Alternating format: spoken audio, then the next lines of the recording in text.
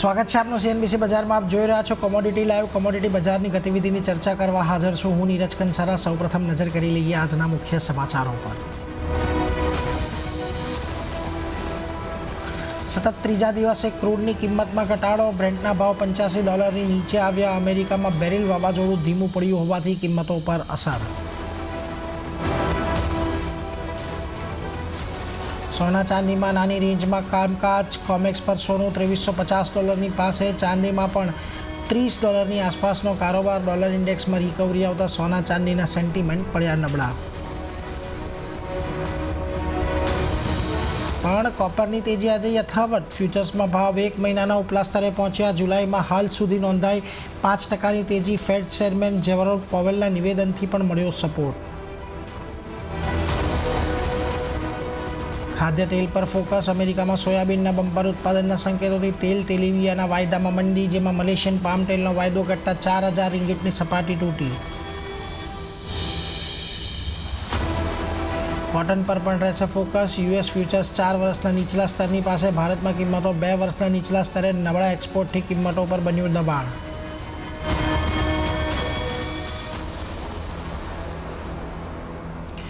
તો શરૂઆતી કારોબારમાં આજે ડોલર સામે રૂપિયો 1 પૈસા નબળો થઈને 83.49 પ્રતિ ડોલરની સામે 83.50 પ્રતિ ડોલર પર ખુલ્યો. જો કે ત્યારબાદ આ સ્તરની આસપાસ જ આપણને કારોબાર જોવા મળી રહ્યો છે. ખાસ કરીને અહીંયાથી હવે આપણને ડોલર ઇન્ડેક્સની અંદર થોડો ઘણો ઘટાડો ઉછાળો આવતો જોવા મળ્યો છે. બીજી તરફ હવે આજના દિવસે કઈ રીતે અહીંયાથી જેરોમ પોવેલ સાહેબનું નિવેદન આવે છે એના પર તો એક ફોકસ રહેશે જ. આ ઉપરાંત અમેરિકાના જે મોંઘવારીના આંકડા આવવાના છે એના પર પણ એક નજર રાખવાની છે. આપણી સાથે અત્યારે ટ્રેડબુલ સિક્યોરિટીઝના ભાવિક પટેલ જોડાઈ ગયા છે. ભાવિકજી સ્વાગત. અને સૌથી પહેલાં કરન્સી માર્કેટની અપડેટ પર જુઓ. આજના દિવસે આપણને રૂપિયો ઓલમોસ્ટ ફ્લેટિસ્ટ રેન્જમાં જ કામકાજ કરતો જોવા મળી રહ્યો છે. કોઈ બહુ મોટા મુવમેન્ટ છેલ્લા 2-3 દિવસથી આપણે અહીંયા વિટનેસ નથી કર્યા. આ કન્સોલિડેશનનો મૂડ અત્યારે બની રહ્યો છે. કયા લેવલ્સ અહીંયાથી હવે ખાસ ધ્યાનમાં રાખવા ડોલર રૂપી માટે?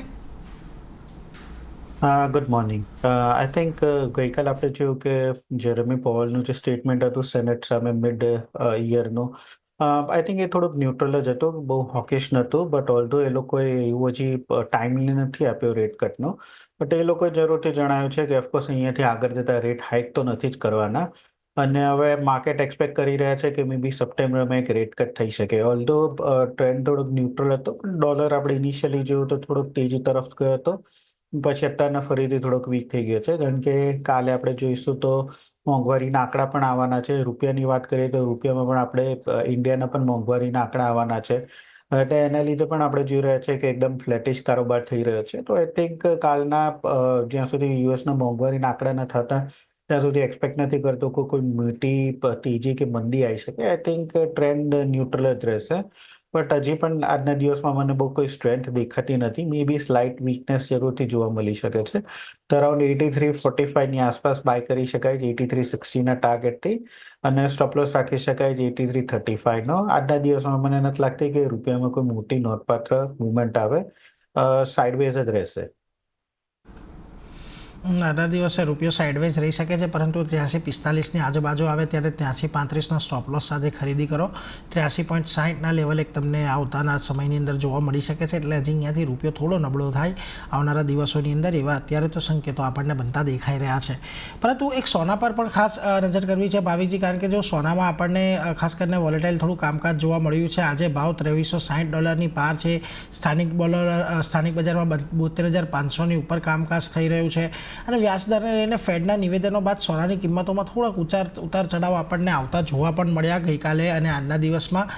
કઈ રીતે હવે અહીંયાથી સોનાને તમે ખાસ કરીને મૂલવી રહ્યા છો? કારણ કે જુઓ જે પ્રકારની અત્યારે આપણને મૂવ MCX પર જોવા મળી રહી છે, 73,000 પર 2 દિવસનો એક સતત રેઝિસ્ટન્સ આપણે ફેસ કર્યું છે. અને ફરી પાછો એક વખત ગઈકાલે થોડો ઘટાડો આવ્યો, પરંતુ ત્યાંથી એક સારી એવી રિકવરી આજના દિવસે આવી છે. હવે અહીંયાથી કઈ રીતે તમે ગોલ્ડને ધ્યાનમાં રાખી રહ્યા છો? આઈ થિંક ગોલ્ડ હજી પણ મને તેજી જ લાગી રહ્યું છે. શું આપણે લાસ્ટ આઈ થિંક 15-20 દિવસનું જોઈએ તો 2300 થી 2350ની રેન્જમાં ટ્રેડ કરી રહ્યું હતું. અને પછી ગયા શુક્રવારે જે મોંઘવારીના ડેટા આવ્યા ધારે કરતાં વીક આવ્યા, તો એમાં 2350 જે કેટલા વખતથી સોનું તીડ બ્રેક નહોતું કર્યું હતું એની ઉપર ગયું અને મે બી નિયરલી 2400ની આસપાસ આવી ગઈ છે. તો હવે જે રેન્જ પહેલા 2300 થી 2350ની હતી, હવે શિફ્ટ થઈને 2350 થી 2400ની વચ્ચે થઈ ગઈ છે.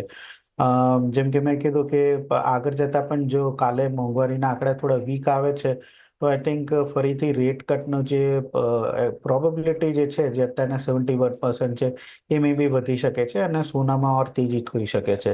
તો ઓવરઓલ મને નથી લાગતું કે સોનામાં કોઈ મોટી મંદી આવી શકે અનલેસ એન્ડ અનટિલ કે વધારે પડતું મોંઘવારી જે છે એ વધી જાય તો જ મને લાગે છે. અધરવાઇઝ આઈ થિંક એક્સપેક્ટેડ છે કે આગળ જતા મને આ 73 સુધીનો પણ ટાર્ગેટ જોવા મળી શકે છે. આજના દિવસમાં પણ જોઈએ તો કમ્પેરેટિવલી ચાંદીની સામે સોનું વધારે સ્ટ્રોંગ દેખાઈ રહ્યું છે. તો સોનામાં મારે બાયની રેકમેન્ડેશન રહેશે. અરાઉન્ડ 72,550 એ બાય કરી શકાય છે 72,750ના ટાર્ગેટથી અને સ્ટોપ લોસ રાખી શકાય 72,450નો. એટલે 72,550 ખરીદી કરો, 72,750ના ટાર્ગેટ માટે 72,450નો એક સ્ટોપ લોસ તમારે રાખવાનો છે. એટલે 550 ખરીદી, 750નો ટાર્ગેટ અને 450 સ્ટોપ લોસ. આ બધાની આગળ 72,000ના લેવલ ખાસ ધ્યાનમાં રાખજો. એટલે આ એક મત અત્યારે સોના માટે બનતો દેખાઈ રહ્યો છે. પરંતુ એઝ યુ રાઇટલી મેન્શન ભાવિકજી, ચાંદીની અંદર આજના દિવસે આપણને થોડોક ફ્લેટ કારોબાર રહેતા જોવા મળી રહ્યો છે. વૈશ્વિક બજારમાં જોઈએ કિંમતો $30ની પાસે છે. સ્થાનિક બજારમાં પણ 93,000ના સ્તરની આસપાસ ભાવ પાતતા જોવા મળ્યા છે અને છેલ્લા 4 દિવસથી આપણે જોઈ રહ્યા છે સતત દિવસે ને દિવસે છેલ્લા 4 દિવસમાં આપણે ચાંદીની રેન્જ થોડીક લિમિટેડ થતી જોવા મળી રહી છે. હવે અહીંયાથી ચાંદી માટે કયા લેવલ ખાસ ધ્યાનમાં રાખશો? ચાંદી માટે આઈ થિંક 95,000નું MCXનું જે લેવલ છે ખાસ નોંધપાત્ર રહેશે કારણ કે એ બ્રેક નથી કરી રહ્યો અને ઇન્ટરનેશનલમાં આપણે જોઈએ તો અરાઉન્ડ 31થી 3150નો એક હર્ડલ ઝોન છે. છેલ્લા 2 દિવસથી આપણે જોઈએ તો ચાંદી જે છે એ સોના કરતાં વધારે આઉટપરફોર્મ થઈ રહી છે. બટ આજના દિવસમાં જોઈએ તો આઈ થિંક આજના દિવસમાં થોડુંક એક્ઝોશન જરૂરથી દેખાઈ રહ્યો છે હાઈ લેવલ પર અને ચાંદી હવે થોડુંક ઉપરની સાઈડ સસ્ટેન કરવું થોડું એને ડિફિકલ્ટ રહે છે. તો મને લાગે છે કે ચાંદી આજે આઈ થિંક શોર્ટ સાઈડ રહી શકાય છે કારણ કે ઓવરઓલ આજે બેઝ મેટલ્સ જોઈએ તો બેઝ મેટલ્સમાં પણ કરેક્શન છે તો જેના લીધે પણ ચાંદીમાં આપણે જોઈએ તો સેન્ટિમેન્ટ થોડુંક વીક દેખાઈ રહ્યું છે. તો આઈ થિંક જે સોના મને વધારે સારું દેખાય છે અને બાર ડેપ્સની સ્ટ્રેટેજી રાખવી જોઈએ તે ચાંદીમાં આઈ થિંક સેલ ઓન રાઇઝની સ્ટ્રેટેજી રાખવી જોઈએ કે જ્યાં અરાઉન્ડ 93,250 હું શોર્ટને રિકમેન્ડેશન આપીશ 92,500ના ટાર્ગેટથી અને 93,700નો સ્ટોપ લોસ રાખી શકાય છે.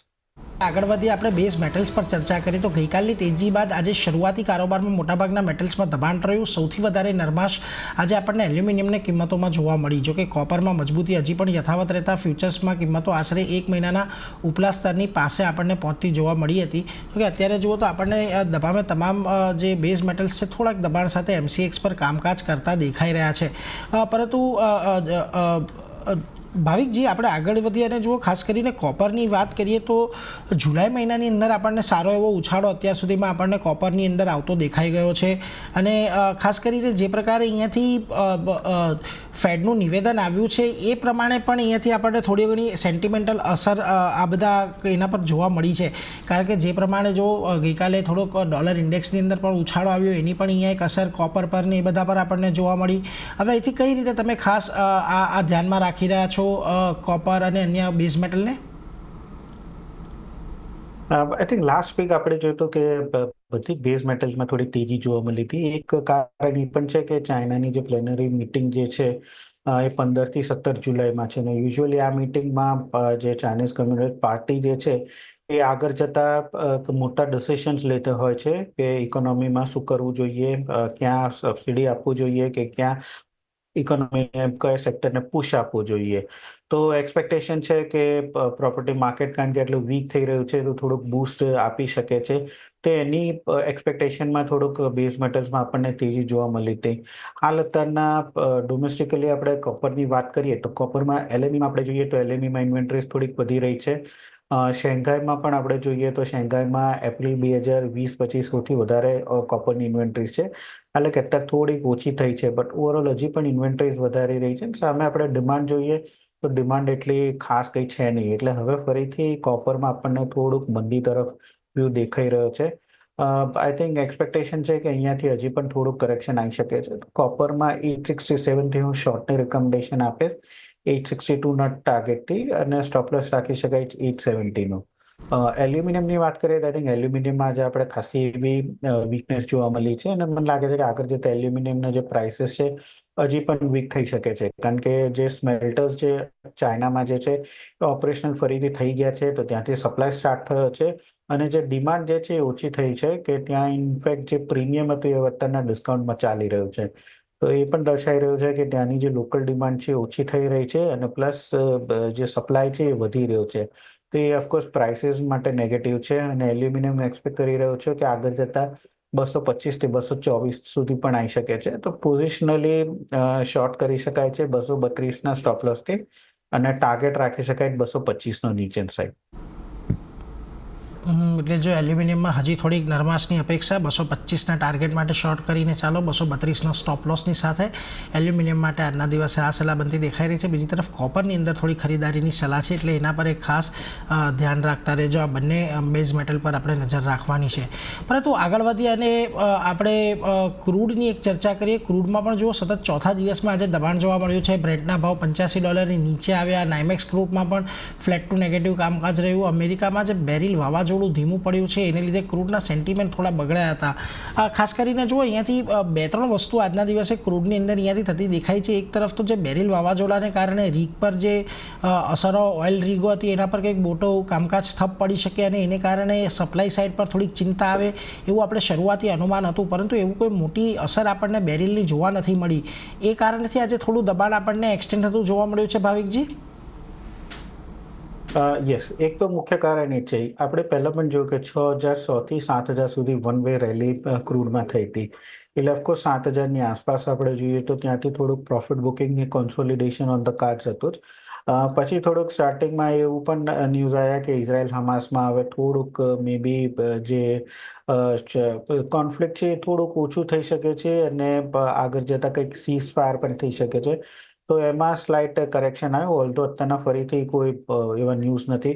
પણ મુખ્ય કારણ એ છે કે જે હ્યુરિકેન બેરિલ હતું એ કેટેગરી 5 સ્ટ્રોંગ થયું હતું, અને હવે જ્યારે લેન્ડફોલ થયું ટેક્સાસમાં ત્યારે કેટેગરી 1 સ્ટ્રોંગ થઈ ગયું.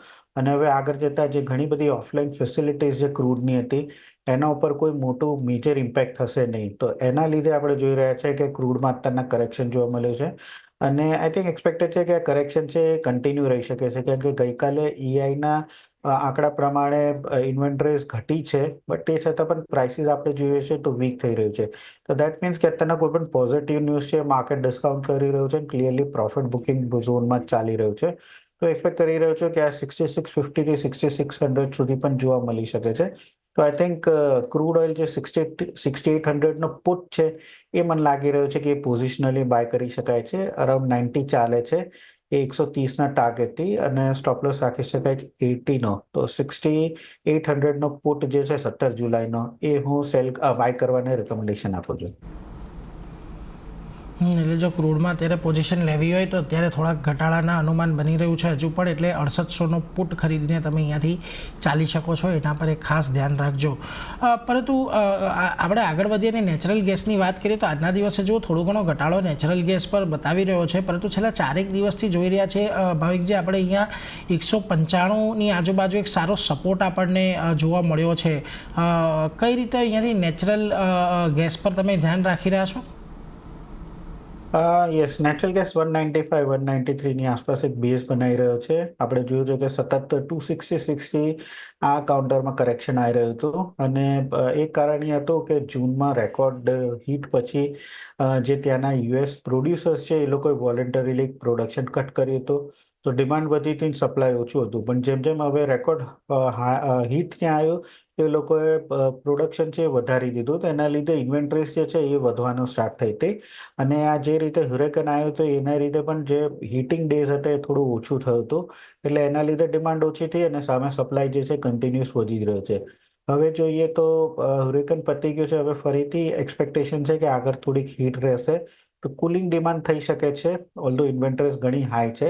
બટ આઈ થિંક જે રીતે અત્યારના ઓવરસોલ્ડમાં છે તો મને લાગે છે કે અહીંયાથી હવે શોર્ટને રિકમેન્ડેશન ના રખાય, કારણ કે I think risk reward ratio positive નથી. તો અહીંયાથી એકવાર પોઝિશનલી આઈ થિંક હું બાયને રિકમેન્ડેશન જરૂરથી આપીશ 207 થી 210ના ટાર્ગેટ માટે, એક વીકના ટાઈમ ફ્રેમ માટે.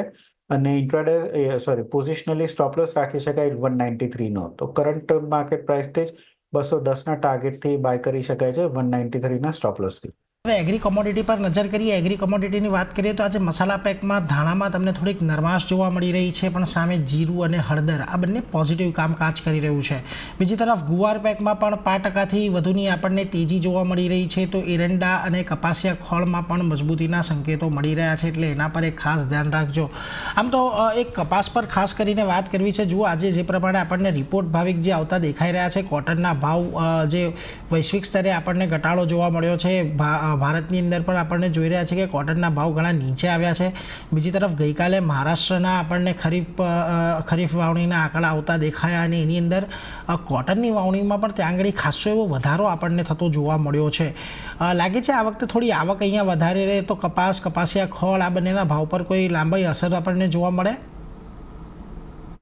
યસ, આઈ થિંક કપાસ મને હજી પણ લાગે છે કે 1450-1460 સુધી જોવા મળી શકે, કારણ કે તમે જેમ કીધું કે આ વખતે વાવેતરનો જે ડેટા આવ્યા છે એ ઘણા જ વધારે આવી છે, અને આપણે ઇન્ટરનેશનલ માર્કેટમાં પણ જોઈએ જે આઈસ કોટન છે એ 4 વર્ષના લોની આસપાસ ચાલી રહ્યા છે. તો ઓફકોર્સ બમ્પર ક્રોપના હિસાબે જે આપણું પણ એક્સપોર્ટ જે છે એ પણ ઓછું થશે, કારણ કે બીજા કન્ટ્રીઝની જે ડિમાન્ડ છે, બીજી જે કન્ટ્રીઝ જે ખાસ કરીને બ્રાઝિલ છે, યુએસ છે, એ લોકો એક્સપોર્ટ કરશે, એટલે આપણી એક્સપોર્ટ ડિમાન્ડ ઓછી રહેશે, અને પ્લસ આપણે લોકલ જે કન્ઝમ્પશન જે છે એના કરતાં વધારે આ વખતે આપણે સપ્લાય રહેશે. મને લાગે છે કે કપાસમાં 1450 સુધીનું લેવલ જોવા મળી શકે છે.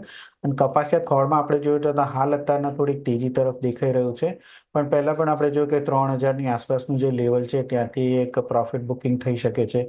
તો આઈ થિંક હું વેઇટ કરીશ. ઓગસ્ટ કોન્ટ્રાક્ટમાં કપાસિયા ખોળમાં 3000ની આસપાસ આવે છે, તો ત્યાંથી હું ફરીથી શોર્ટની રિકમેન્ડેશન આપીશ 2930ના ટાર્ગેટથી, અને 30,030નો સ્ટોપ લોસ રાખી શકાય.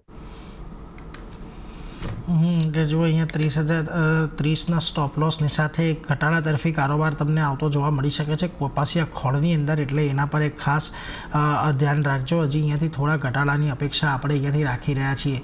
પરંતુ એક ગુવાર સીડ પર તમારી સાથે ચર્ચા કરવી છે. જુઓ, આજના દિવસે આપણને જે તેજી જોવા મળી રહી છે, ગઈકાલે પણ આ ગુવાર સીડમાં આપણને સારી એવી તેજી એક જોવા મળી હતી, પરંતુ છેલ્લા 4 મહિનાથી જોઈએ વીકલી ચાર્ટ પર તો એક નાનકડી રેન્જ આપણને અહીંયાથી ખાસ કરીને બનતી દેખાય છે.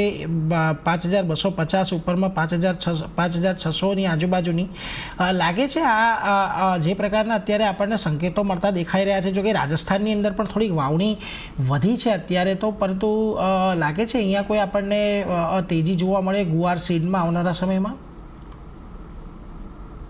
મને નથી લાગતું, કારણ કે જનરલી છેલ્લા 2 મહિનાથી આપણે જોઈએ તો 5300થી 5600 છે એ જ રેન્જમાં ટ્રેડ કરી રહ્યું છે. હાલ અત્યારના 8 જુલાઈના આંકડા જોઈએ તો થોડુંક પોઝિટિવ છે, કે જે 9.32 લાખ હેક્ટરમાં વાવણી થઈ છે. કમ્પેરેટિવલી લાસ્ટ યરમાં આ ટાઈમમાં જ 10.37 લાખ હેક્ટરમાં વાવણી થઈ હતી, તો થોડીક ઓછી થઈ છે. એના લીધે આપણને સ્લાઇટ તેજી જોવા મળી રહી છે. બટ જે વેધર ફોરકાસ્ટ છે એ પ્રમાણે પાછો રાજસ્થાનમાં વરસાદ સારો છે, એટલે આગળ જતા વાવણી જે છે પિકઅપ થઈ શકે છે. એટલે મને કોઈ બહુ મોટી તેજી દેખાઈ નથી રહી. આ તો ખાલી આ ડેટા ઉપર જ મને લાગે છે કે માર્કેટ થોડુંક રિએક્ટ કરી રહ્યું છે અને થોડી તેજી કરી રહી છે. અધરવાઇઝ એક્સપેક્ટેડ છે કે ઓગસ્ટ એન્ડ સુધીમાં 53થી 5600નું જે રેન્જ છે એમાં ટ્રેડ કરશે, અને ગુવાર ગમ જે છે એ 10,300થી 11,000ની આસપાસની જે રેન્જ છે એમાં ટ્રેડ કરશે. હાલ અત્યારના 2 દિવસમાં થોડુંક પોઝિટિવ મુવમેન્ટ આવ્યું છે. મને લાગે છે કે અપસાઇડ છે, થોડીક લિમિટેડ છે. તો કરંટ માર્કેટ પ્રાઇસથી જ ગુવાર સીડ જે ઓગસ્ટ કોન્ટ્રાક્ટ છે એ બાય કરી શકાય છે 5530ના ટાર્ગેટથી, અને 5430નો સ્ટોપ લોસ રાખી શકાય છે. એટલે જો અહીંયા ખાસ કરીને ધ્યાન રાખજો. ગુવાર સીડ પર અત્યારે ખાસ ખરીદદારીની સલાહ આપણને બનતી દેખાઈ રહી છે આજના દિવસમાં, એટલે એના પર એક ધ્યાન રાખતા રહીશું.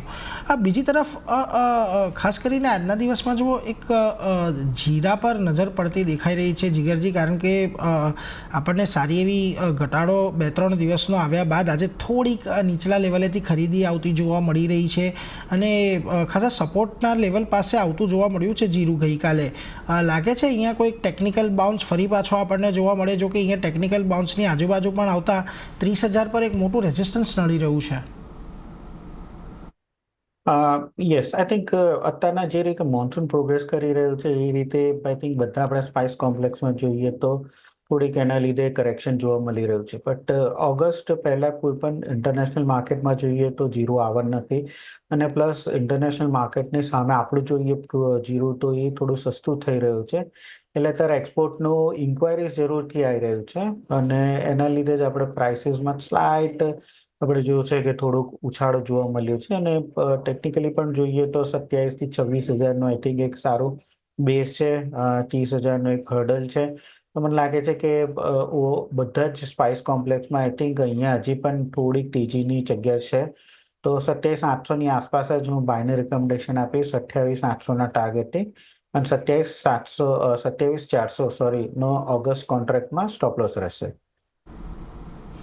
એટલે ઓગસ્ટ કોન્ટ્રાક્ટ જીરું 27,700ની આજુબાજુ ખરીદ્યો, 28,700ને એક ભાવ આવતો જોવા મળી શકે છે 27,400ના સ્ટોપ લોસની સાથે. પરંતુ એ સાથે જ ભાવિક આપની રજા લેવાનો સમય. આભાર આપ અમારી સાથે જોડાયા અને એગ્રી કોમોડિટી અને નોન એગ્રી કોમોડિટી પર તમામ મુદ્દે ચર્ચા કરી એના માટે. તો આજના દિવસે આ કોમોડિટી અપડેટમાં અત્યારે તો આટલું જ, પરંતુ વધુ અપડેટ માટે આપ CNBC બજાર જોતા રહો. વિરામ બાદ તમારી સાથે પ્રીતિ જોડાશે બજાર હેલ્પલાઇનમાં, જેના પર તમે તમારા રોકાણ અને શેર અંગેના સવાલ પૂછી શકો છો. તો હાલ મને આપજો રજા. જોતા રહો CNBC બજાર. નમસ્કાર.